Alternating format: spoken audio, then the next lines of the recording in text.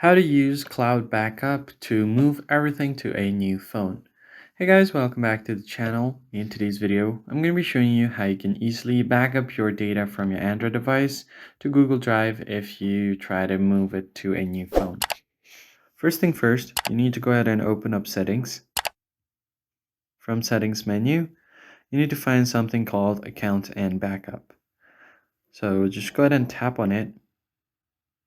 From there, you'll find Samsung Cloud if it's your Samsung device, or if you have any other phone like Xiaomi, it should show Redmi Cloud, something similar. But Google Drive is going to be there for everyone, so just basically tap on Google Drive.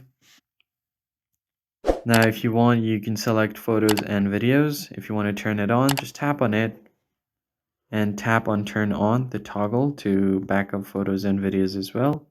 And after that, you can find other device data like your contacts. Tap on it.